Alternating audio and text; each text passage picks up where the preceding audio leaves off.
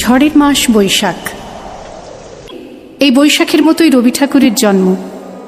সোনার আশ্বিনে নয়, হিমের রাতের অঘ্রাণে নয়, ফুল রাঙানো ফাগুনে নয়, এই খর ক্ষিপ্র বৈশাখেই তাঁর জন্ম। এই খ্যাপা বৈশাখের গৈরিক তিলক দিয়েই সাজানো তাঁর জন্মদিনের ললাট। বৈশাখে প্রকৃতির নতুন জন্ম, আমাদেরও নতুন জন্ম এই বৈশাখে, 25শে বৈশাখে, রবি ঠাকুরের জন্মদিনে।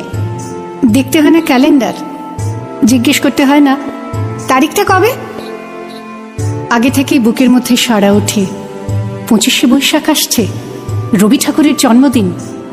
বছরে একটা দিনের জন্য তারা নতুন হয়ে যায়।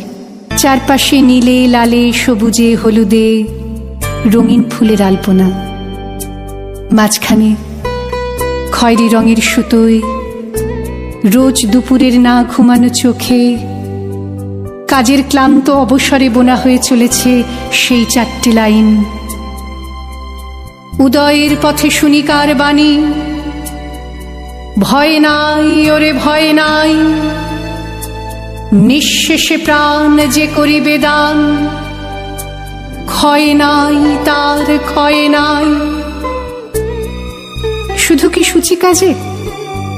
না, বিদেশকে চোখের সামনে দৃষ্টান্ত করে রাখার আন্তর্জাতিকতা রবি ঠাকুরের। আমাদের সংস্কৃতিকে মাটির কাছাকাছি এগিয়ে নিয়ে যাওয়ার সংকল্পে রবি ঠাকুর, আমাদের সভ্যতাকে দানবের হাত থেকে ছিনিয়ে নেওয়ার সংগ্রামে রবি ঠাকুর। আকাশে মাটিতে মনে এত যে বৃষ্টি পড়ে, তার ছন্দ রবি ঠাকুরের। এত যে ফুল ফোটে, তার গন্ধ রবি ঠাকুরের।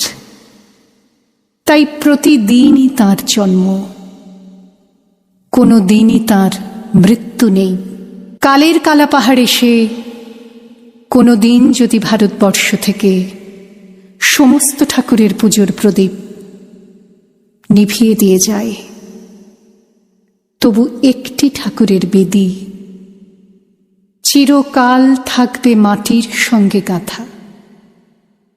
কোন ঠাকুর? রবি ঠাকুর। রবি ঠাকুর।